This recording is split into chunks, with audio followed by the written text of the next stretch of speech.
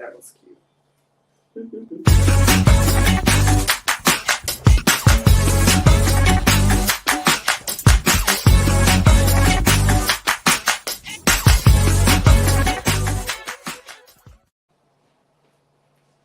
Hello, everyone. You caught me dancing. I love dancing to my own music.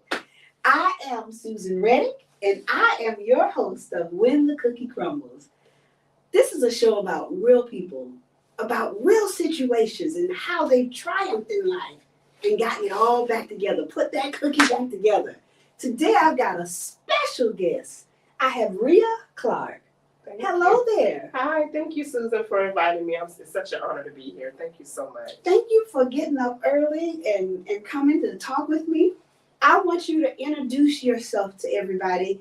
Tell them who you are again and what you do. Let's start there. Okay. Well, my name is Ria Clark. I am a CEO and founder of Wine and Conversation. I'm an author of There's a Message in Your Mess. I'm a motivational speaker, and I'm a breast cancer survivor. Okay, I counted 4 things I need to talk about, okay? All right, well, you know what, I always like to first start about maybe a downtime in your life, something that you had to persevere over, something that you had to get through. So what do you think was a hard time in your life? Hard time for me was when I was in college and I got pregnant. Oh, okay. And you don't get me wrong, I love my children. Yes. But that's something I still struggle with to this day, that I never finished my education. Okay. So when I got pregnant, I had just been accepted into the program for a physical therapist, and I had to drop out of school.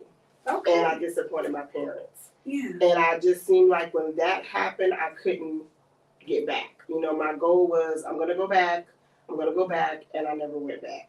So I do struggle with that even to this day, of wanting to finish college and go back, because I love school, I love learning, and so that is a struggle that I've done.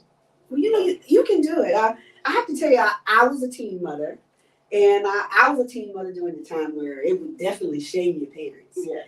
And I have found that the world never lets you forget about that neither, and about your misstep. You know, Right. Nobody wants to light shine on them. So that's something that sometimes that you feel like you'll never get over. Right.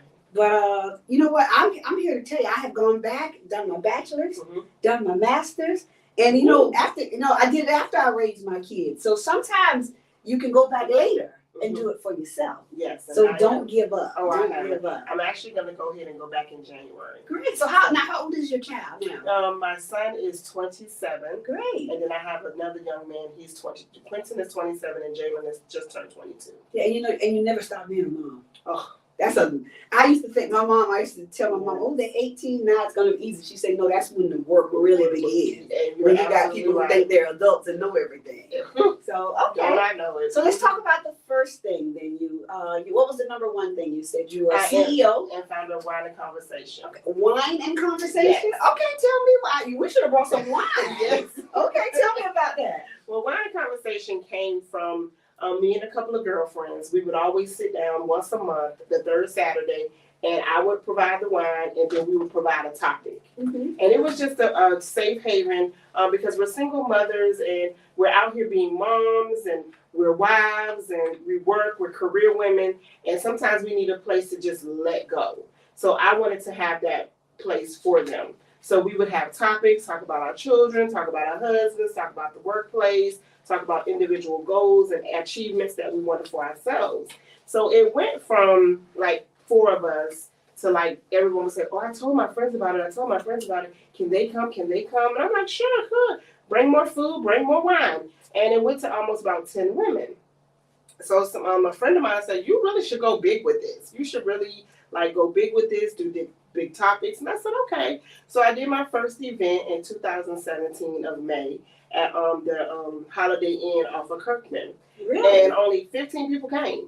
Okay. But it was fine. I was introducing, I was doing my layout, my launch. Now it's over 200 people come. Oh my. Now here in 22, I had my last event where it was over 200 people. Wow.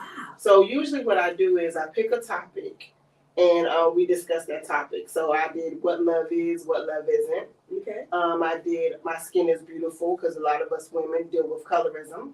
Okay, wait a minute. Now, colorism. Are you like, is that the light skin, dark skin thing? Yes, yes. Okay. Well, let's expound on that a little bit. So I've had young ladies who came.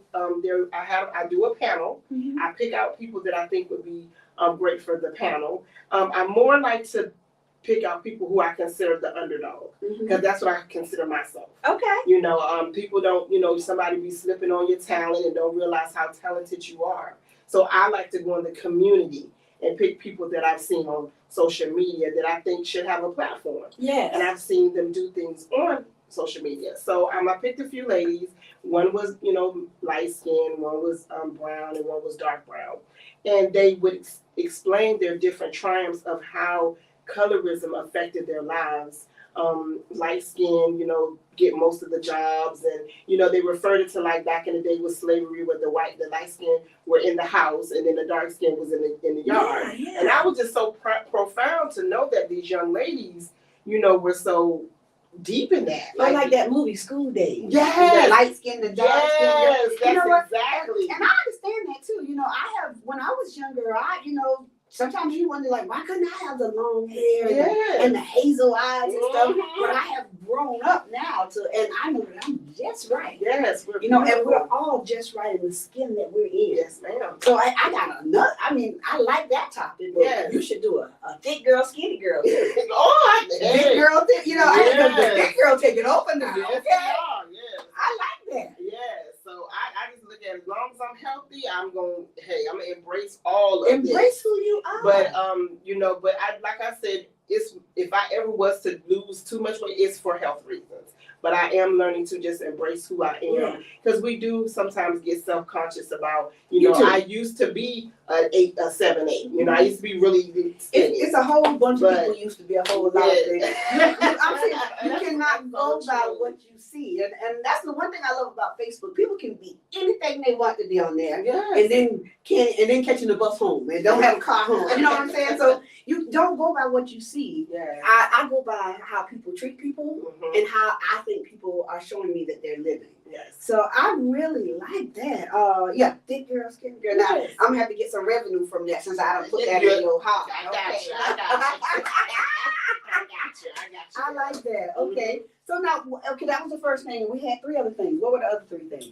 Breast cancer survivor, motivational speaker, and author. Okay, real quick, let me ask you about the motivational speaker. We got so much to talk about. Yes. We're going to have to come back for a part 2. Okay. But motivational speaker, talk to me about that. Motivational speaking came from, just different things that I was experiencing in life. And I would talk to my friends and try to be a positive and give them positive information about different things going on in their lives. And people started saying, well, can you come and speak about this? So they would give me a topic and I would come and speak. I come from talkers. My father's a talker. I'm a daddy's girl. I'm a mama's baby.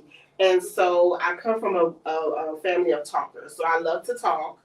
So that's how I came with the conversation. So I go out and speak about different topics of my life, how to have a better life, or how to be okay with what you've done and make yourself better from that point. Don't beat yourself up so much about what you've done, but just try to go forward and start doing the right thing and do right by people, and good will come to you. Yeah, I love that. I was blessed with the gift to gab, and I'm a great public speaker. But I'm more comfortable when I'm out in front of talking with people. Absolutely. That it gives me a rush. I love it, So I love public speaking. That's great. You know what? We got to come back. Okay. I love that. So CEO, and then I'm getting ready to get some revenue from you with the thick girl, skinny girl. Okay. You know how we are. We always chime into somebody else's thing. Okay. And then public speaking. Yes, public speaking. So multiple streams of income. All that's income for you. Yes, ma'am. So I'm liking this. Okay. Yes. All right. Well, then I tell you what. Can you come back? Absolutely. Because we got to talk about the other 2 things, and I might even have to have you come back another time after that. Because it sounds like you got a lot to talk about. Yes, I do. All right. Well, look, this is good. So you guys are just going to have to hold on until next week, because Miss Ria Clark has a lot to say. So stay tuned till next week for part 2 of When the Cookie Crumbles. I'm Susan Reddick. I am your host, and we'll see you next week. Bye bye, y'all.